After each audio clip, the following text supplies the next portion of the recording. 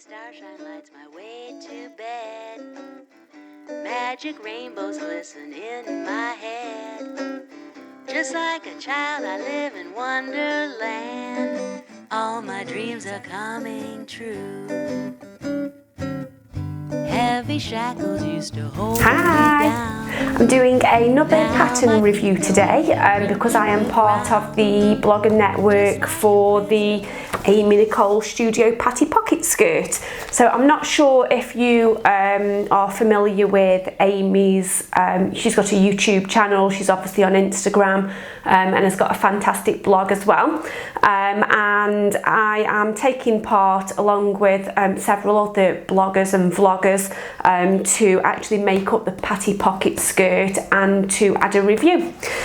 So first of all, I'll show you the version that I've made. So I have made the short version and I have made it from an Orla Kiely duvet set that I have had for some time now. For anybody that hasn't seen my by hand London Zena dress video, I'll just let you know that I did get this duvet set from TK Maxx. It was a king size duvet cover. It was about £40 and that left me with loads and loads of gorgeous Orla Kiely fabric. I just love the vibrant prints and I think it works perfectly with this skirt. So what I'm going to do is just drop a couple of photos in first of all so you can see what the skirt looks like being worn.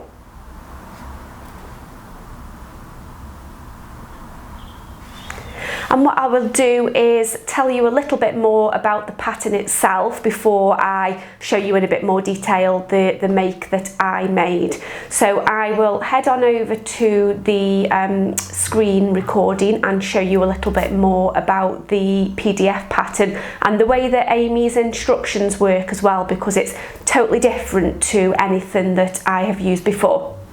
Okay, so just to show you the Patti Pocket's skirt instructions. First of all, I love the artwork on this pattern. I think it looks really stylish and I think that is actually Amy that has been drawn there. You can see that the pattern goes from size 0 to 20 and it's an intermediate level pattern.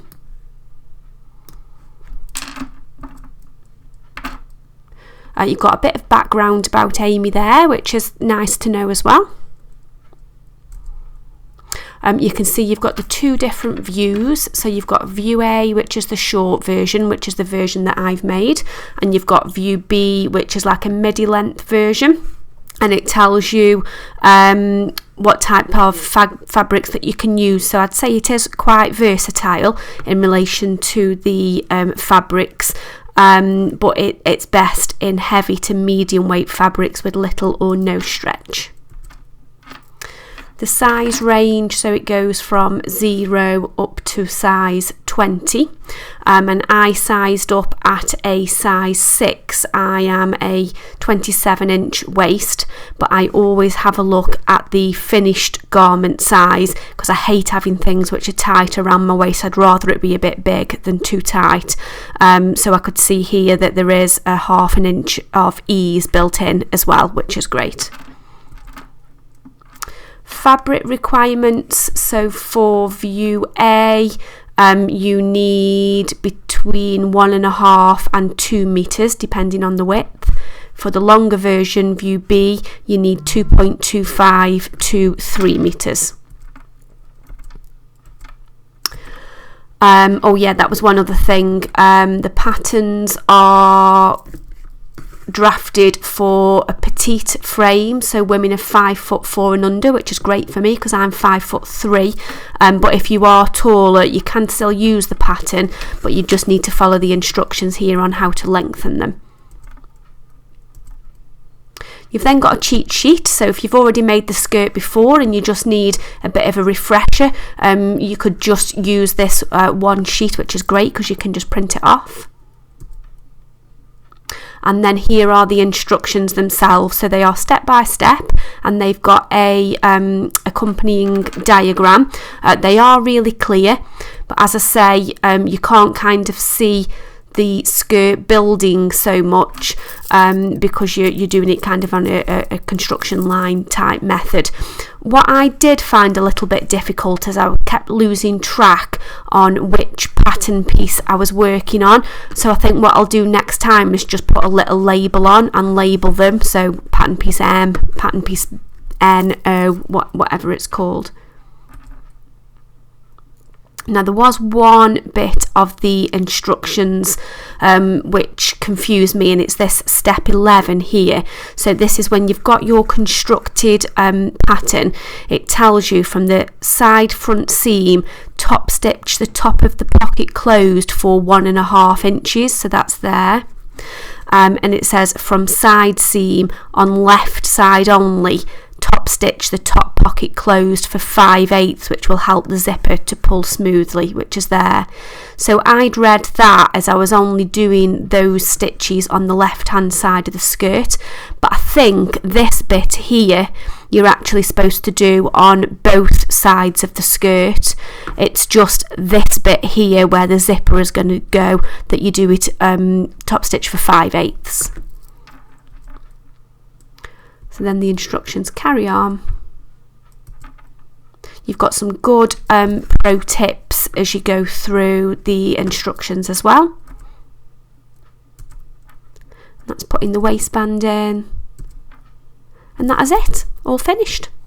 Okay, I hope you found that useful. As I've shown you on that screen recording, Amy uses a different technique when she's going through the instructions. So what would normally happen with a sewing pattern is you kind of make a part of the garment one section at a time, and you're pressing all the seams etc. on that part before you move on to the next. And I find that works because you know exactly what you're doing and why you're doing it before you move on to the next step. But it can be very time consuming, and you have lots of trips to the ironing a seam at a time, etc, etc. Now Amy's method is more of a construction line technique, which means that you will carry on making a section of the skirt until you hit a point where you can go and iron several seams together or serge several seams at once, so you're not to-ing and fro-ing. And I actually found it a really good method of sewing this garment. You do have to trust the instructions because when it's the first time that you are making it up, you can't picture in your mind why you're doing what you're doing and what's going to be coming next. So you just need to trust the instructions and follow them through step by step.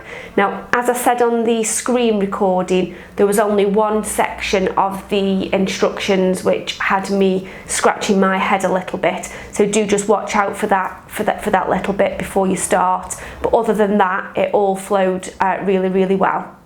Okay, so let me show you my skirt in a little bit more detail. Now this was actually made up as my toile, and then what I wanted to do is unpick a dress that I made when I was quite new to sewing, but that's in the most gorgeous fabric, and I wanted to make my actual version for the blog tour out of that fabric, but sadly I haven't got enough, so I am going to stick with the toile because it's worked out really well, and I'll definitely be wearing it. This is the gorgeous fabric that I had got in mind that I wanted to make out of it, and I will perhaps still try and do a Patti Pocket, but maybe just making the pockets out of this fabric, but I'll need to get a contrast fabric for the background. And then I thought about maybe making an Ogden cami out of this, so it's a bit like a two-piece that matches in some of the areas, so I'll keep you posted with that. Okay, so I'm going to bring it in a little bit closer. So yeah, I didn't have any concealed zips in my stash, so I have just used a standard zip. And then I didn't have any hook and bars, so I've used one of these lovely closures, which I think just matches really well with the zip. I'll just show you those pockets while I'm close up. So there are the pockets, one there and one there. There's the box pleat at the front and the box pleat at the back. What I also really love about this skirt is the way that Amy does the hem. So you can see there, I've got a real deep hem, which I have top stitched, but it is actually a hem facing. So there's a separate piece of fabric that you stitch the skirt and understitch and then top stitch that in place. And what that does is gives you loads more volume around the bottom of the skirt. I'm not the best at waistbands, so I always find my waistbands go a little bit wonky, and I'm really rubbish at stitching the ditch. So what I always tend to do is just finish my waistband by hand on the inside. So it is time consuming, but that's just my preferred method because I end up with it looking really unprofessional when I try the stitch and the ditch method. I'm sure it's me just not doing the technique right, but I've never really been successful at doing that. So if you have got any hints or tips about that, then do share them in the comments. I'd love to hear them.